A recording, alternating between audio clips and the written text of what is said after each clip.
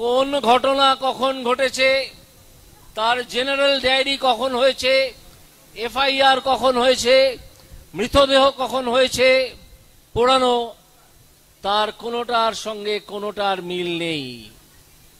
এগুলো তো একের পর এক হবে। মমতা ব্যানার্জি কি করলেন, তার লোকজন পাঠিয়ে দিলেন সেই মৃতার মা বাবার কাছে। মৃতার মা বাবা ততক্ষণে চলে এসেছেন হসপিটালে। তাদেরকে 3 ঘন্টা বসিয়ে রাখা হলো, এমনকি তাদের সেই মৃত মেয়ের চেহারাটাও দেখতে দেয়া হলো না। কি কারণ? বলল তদন্ত চলছে। কি তদন্ত চলছিল? তখনও তো আপনারা এফআইআরই তৈরি করেননি। যদি এফআইআর না হয় তাহলে পুলিশ তদন্তটা করে কি নিয়ে?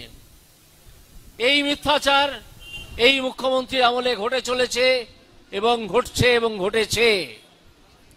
এই মুখ্যমন্ত্রীর নির্দেশে 3 ঘন্টা পরে, 3.5 ঘন্টা পরে, যখন সেই মেয়েটির মৃত ডাক্তারের বাবা এবং মা হেনস্থার অ্যাক্সেস, তারা এর মধ্যেই বলেছেন আমাদেরকে প্রচুর হেনস্থা করা হয়েছে।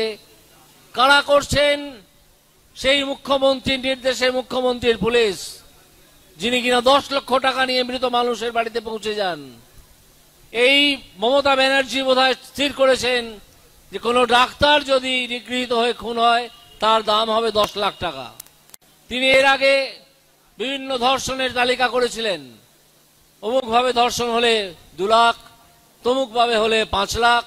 এবার তিনি একটা নতুন কেস পেলেন, ডাক্তার হলে 10 লাখ। যে মৃতদেহটিকে দাহ করে ফেলতে হবে, না হলে সমূহ বিপদ। এদিকে 4টের পরে আবার পোস্টমর্টেমের নিয়ম অনুযায়ী পোস্টমর্টেম হয় না। একটা ক্ষেত্রেই হতে পারে, যদি একজন উপযুক্ত ম্যাজিস্ট্রেটকে হাজির করা যায়, তাকে ডিস্ট্রিক্ট করোনার বলে। সেই উপযুক্ত ম্যাজিস্ট্রেটকে ধরে আনা হলো। মমতা ব্যানার্জির কিসের এত তাড়া পড়ল যে মৃতদেহটিকে তক্ষুনি জ্বালিয়ে দিতে হবে, ধ্বংস করে দিতে হবে, দাহ করে দিতে হবে? ডেকে এনে নামকা ওয়াস্তে একটা পোস্টমর্টেম করা হলো। সেখানের কি রিপোর্ট সে তো দেখাই যাচ্ছে। অথচ মৃতদেহ দেখেছেন এরকম একজন বৃদ্ধার সোশ্যাল মিডিয়াতে বক্তব্য আমরা শুনেছি। তিনি বলছেন মেয়েটির 2টি পা 90 ডিগ্রি অ্যাঙ্গেলে ছড়ানো ছিল। এটা তখনই হতে পারে যদি তার পেলভিক বোন, অর্থাৎ হিপসের ওপরে যে বোনটা থাকে, সেই বোন যদি ভেঙে যাওয়া যায়, তাহলে সেই বোন ভেঙে গিয়েছিল, সেই হাড় ভেঙে গিয়েছিল। মেয়েটিকে গলা টিপে হত্যা করা হয়েছে, সেটাও করা হয়েছিল। যৌন নিগ্রহ, সেটাও করা হয়েছিল। মেয়েটির সারা শরীরে বিভিন্ন রকমের ক্ষত চিহ্ন ছিল। আপনারা হয়তো দেখেছেন একটি মৃতদেহের ছবি সমাজ মাধ্যমে ঘুরে ফিরে বেড়াচ্ছে, বলা হচ্ছে সেই মেয়েটির ছবি। আমি জানি না, যদি সত্যি তাই হয় তাহলে দেখবেন সেই মেয়েটির মুখে কতগুলো ক্ষত চিহ্ন ছিল। এদিকে মমতা ব্যানার্জির তাড়া পড়ে গেছে মৃতদেহটিকে এক্ষুনি পুড়িয়ে দিতে হবে। বাবা মাকে অন্যদের থেকে আলাদা করা হলো। মৃতদেহটিকে পুলিশ একটি গাড়ি এনে তুলে দৌড় দিল শ্মশানের দিকে। বাবা মাকে জানানোই হলো না কোথায় যাচ্ছে। বাবা মা টিভি ক্যামেরাকে বললেন যে আমরা জানি না আমাদের কোথায় নিয়ে যাচ্ছে। কোথায় নিয়ে গেল? একটি শ্মশানে। শ্মশানে নিয়ে গিয়ে মৃতদেহটি দাহ করা হলো। কেন এত তাড়া? কেন? কারণ আপনারা জেনেছেন নিশ্চয়ই এর মধ্যে বিভিন্ন ঘটনা পড়ে যে মৃতদেহ কথা বলে। মৃতদেহ কথা বলে। মৃতদেহ বলে দেয় যে কতজন অত্যাচারী ছিল, কি কি করা হয়েছে, কিভাবে করা হয়েছে, সব চিহ্ন মৃতদেহে থাকে। এটার জন্যে আগাথা ক্রিস্টি বা আর্থার কোনান ডয়েলের শার্লক হোমস পড়ার দরকার নেই। প্রতিদিনকার খবরের কাগজের রিপোর্টগুলো পড়লেই হয়। এই যে মৃতদেহে যে দাগগুলো ছিল, যে সাক্ষ্য প্রমাণগুলো ছিল, তা লুকিয়ে ফেলার জন্যে মুখ্যমন্ত্রী এত সচেষ্ট হয়েছিলেন, না হলে ধরা পড়ে যাবেন যে কতজন মিলে এই ঘটনা ঘটেছিল, কতজন এই ঘটনা ঘটিয়েছিল।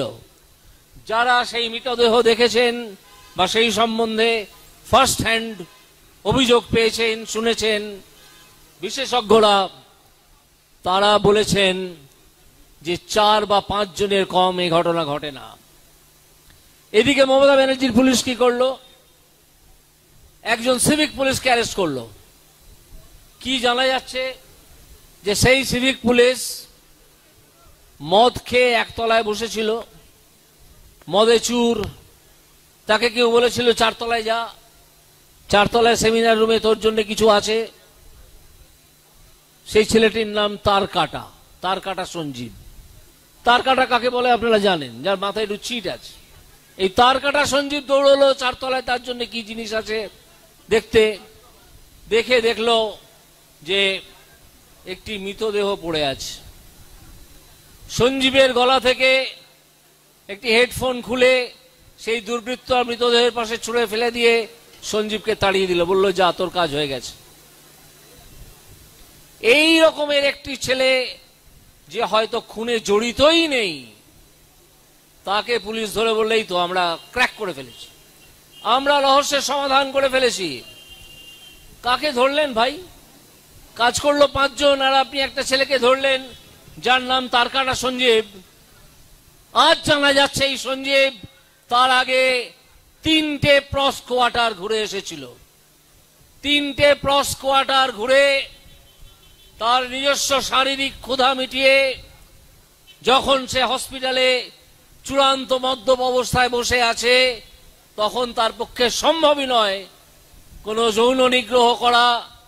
বা সেই তারকাটা সঞ্জীবের চেহারাটি এমন ছিল যে এই মেয়েটি সহজেই তাকে ধাক্কা মেরে ফেলে দিয়ে পালিয়ে যেতে পারত, সম্ভব ছিল।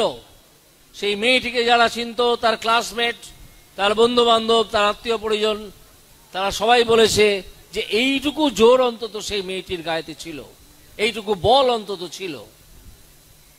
স্পষ্ট বোঝা যাচ্ছে সার্কামস্টান্সেস থেকে, যাকে আমরা সার্কামস্টান্সিয়াল এভিডেন্স বলে থাকি আইনের ভাষায়, পারিপার্শ্বিক সাক্ষ্য প্রমাণ, যে এই খুন বা অন্যান্য কাজ সঞ্জীব, ওই তারকাটা সঞ্জীব করেনি।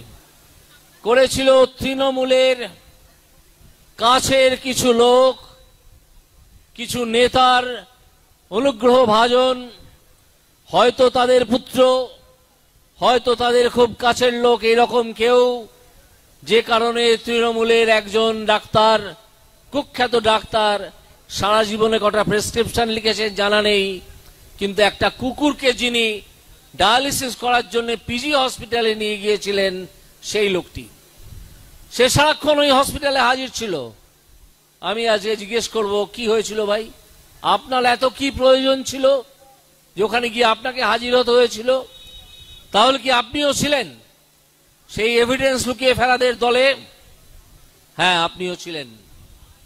কারণ আপনি বসে বসে মমতা ব্যানার্জির থেকে যে নির্দেশ পাচ্ছিলেন এবং অন্যান্য অফিসিয়ালরা যে নির্দেশ পাচ্ছিলেন যে মেয়েটির বাবা মাকে ওই মৃতদেহটা দেখতে দিও না, আগে মৃতদেহটিকে অন্যরকম একটা চেহারা দাও, তারপর তাকে সরিয়ে নিয়ে যাও, নিয়ে গিয়ে গাড়িতে তুলে দাও, একটা নামকা ওয়াস্তে পোস্টমর্টেম করে দাও, এবং তারপর মৃতদেহটি পুড়িয়ে দাও, যাতে যে মৃতদেহ কথা বলে, অত্যাচারের গল্পটি শুনিয়ে দেয় পুঙ্খানুপুঙ্খভাবে, সেই মৃতদেহটিকে সরিয়ে দেওয়া দরকার।